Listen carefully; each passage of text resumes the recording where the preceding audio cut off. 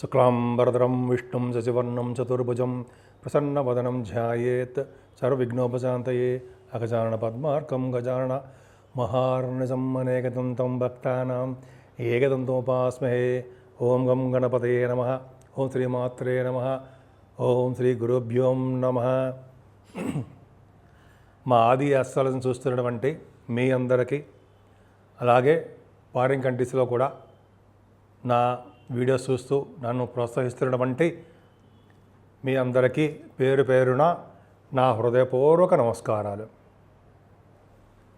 ఇప్పుడు మనం 16 మార్చి నుంచి 22 మార్చ్ అంటే 16th మార్చ్ నుంచి మార్చి 2025 ఈ వారం రోజులు ప్లానెటరీ పొజిషన్ ఎలా ఉంది, మేషరాశి నుంచి కన్యారాశి వారి వరకు కూడా ఫలితాలు ఎలా ఉంటాయి ఈ ప్లానెటరీ పొజిషన్ వల్ల ఇప్పుడు మనం తెలుసుకుందాం. దానికంటే ముందర మీరు మీ జాతకాలు తెలుసుకోవాలనుకుంటే మీ పేరు, date of birth, time of birth, place of birth, అంటే ఎక్కడ పుట్టారు, ఏ టైంలో పుట్టారు, అవన్నీ కూడా మనకి కావాలి.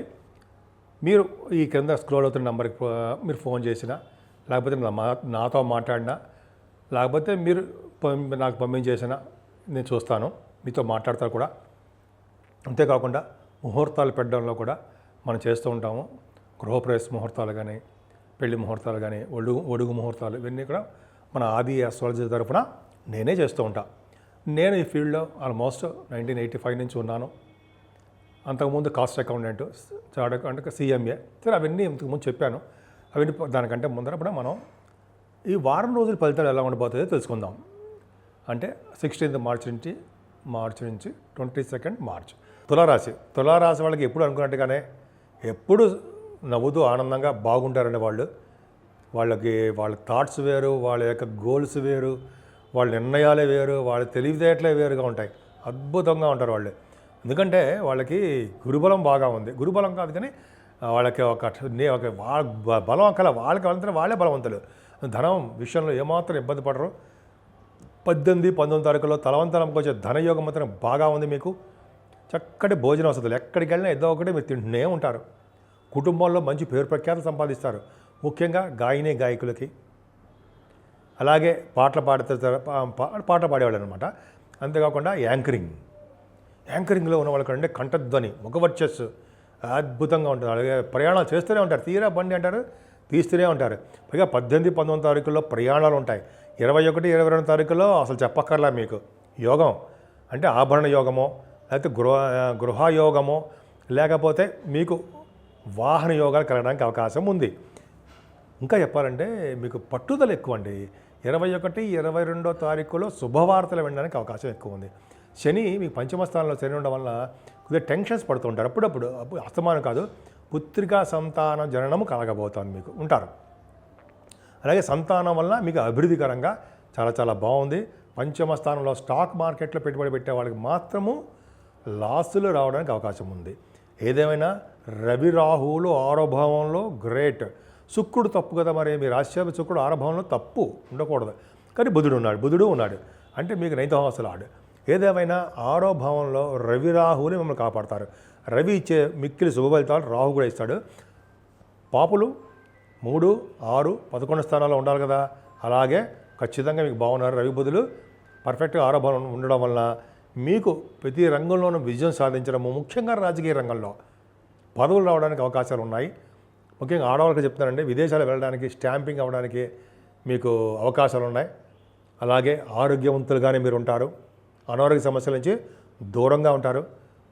అంతేకాకుండా మీకు ఈ రుణ భయం కానీ, రోగ భయం కానీ, శత్రు పీడ కానీ ఏమీ లేకుండా ఆరోగ్యవంతులుగా ఉండడానికి అవకాశాలు ఎక్కువ. కాకపోతే మీ భర్త విషయంలో కానీ, వారి గారి విషయంలోనూ మీరు శ్రద్ధ వహించాలి. అలాగే వ్యాపారాల్లో చేసే భాగస్వాముల మధ్య కూడా విభేదాలు రావడానికే అవకాశం ఉంది. ఏదైనా అష్టమ స్థానంలో గురుడు, 6వ భావంలో శుక్రుడు, వీళ్ళిద్దరు పరివర్తనలో ఉన్నారు కాబట్టి యోగవంతంగానే ఉంటుంది. అంటే మీకు తలవంతరంగా వచ్చే ధనయోగము బాగా ఉండడానికే అవకాశాలు ఉన్నాయి. సప్తమాధిపతి కుజుడు భాగ్యంలో ఉన్నాడు. భాగ్యంలో కుజుడు మంచివాడా కాదు అయినప్పటికీ కూడా కుజుడు మీకు ఏంటంటే వాహన యోగాన్ని, విదేశ పర్యటనని, విదేశాల్లో అభ్యసించడానికి, విదేశాలు అభ్యసించడం అంటే చదువుకోవడం కోసము విదేశాలు వెళ్ళడము జరుగుతుంది. అలాగే రియల్ ఎస్టేట్ రంగంలో వ్యాపారం, రియల్ ఎస్టేట్ రంగం వాళ్ళకి భూములు వ్యాపారాలు సమృద్ధిగా అద్భుతంగా బ్రహ్మాండంగా ఉంటాయి. ఇంకా చెప్పాలంటే ఉద్యోగస్తులకి బాగుందండి ఈ వారం మొత్తం కూడా. వాళ్ళు బెంగపడవలసిన అవసరం లేదు. కాకపోతే ఏంటంటే వాళ్ళకి ఈ నెలాఖరు 21, 22 తారీఖుల్లో చంద్రుడు వేభవంలో అంటే 10th హౌస్ లార్డ్ వేభవంలోకి వస్తున్నాడు కాబట్టి ఉద్యోగంలో కొద్దిగా చిన్న చిన్న మార్పులు సంభవించడానికి, అలాగే ఉద్యోగ రీత్యా ట్రాన్స్ఫర్ అవడానికి అవకాశాలు కొద్దిగా ఉన్నాయి. ఇంకా 12వ భావన చూసుకుంటే కేతుతో కలిసిన చంద్రుడికి కుజ గురు దృష్టిలు, 4 గ్రహాలు 6 గ్రహాల యొక్క దృష్టి 12వ భావంకు ఉందండి. మాటల అంటే ధనయోగం ఉంటుంది. అలాగే ఖర్చులు కూడా విపరీతంగా ఖర్చు పెడుతుంటారు. మీరు విదేశాలు వెళ్ళడం కోసము, అలాగే పుణ్యక్షేత్ర దర్శనాల కోసము, అలాగే టెంపుల్స్ గుళ్ళకి వెళ్ళి దానాలు ఇవ్వడము, ధ్వజస్తంభాలు కానీ అలాగే గోపురాలు కానీ ప్రతిష్ఠించడము, ఇలాగా మంచి మంచి వాటికి మాత్రం మీకు ధనం ఖర్చు బాగా ఉందండి. ఏదేమైనా మీ రాశి వాళ్ళకి అంటే మీ రాశి తులారాశి వాళ్ళకి చాలా చాలా బాగుంది. ఏమాత్రము ఇబ్బంది పడాల్సిన అవసరం లేదు. అన్ని రంగాల్లోనూ మీరు ముందంజలో ఉంటారు. ముఖ్యంగా మీ ఆరోగ్యం చాలా బాగుంది. మీరు పూజించవలసిన దేవుడు చంద్రుడు. అవునా అంటారు కదా, అవును. అంటే లక్ష్మీదేవిని పూజించడం వల్ల, అమ్మవారిని పూజించడం వల్ల సకల సంపదలు కలుగుతాయండి. నవగ్రహాల్లో చంద్రుడు ఉంటాడు. చంద్రుడికి ఒక 10 వారాలు కానీ, అయితే మీకు ఎప్పుడు వీలుంటే అప్పుడు సోమవారాల పూట వెళ్ళి ఒకసారి దర్శించుకొని ఆయనకి తెల్లని వస్త్రం సమర్పించి పూజ చేసుకోండి. మీరు ఉద్యోగంలో అద్భుతమైన మార్పులు రాకపోతే నన్ను అడగండి. అంత అద్భుతంగా ఉంటాయని అన్నాలో సందేహం లేదు.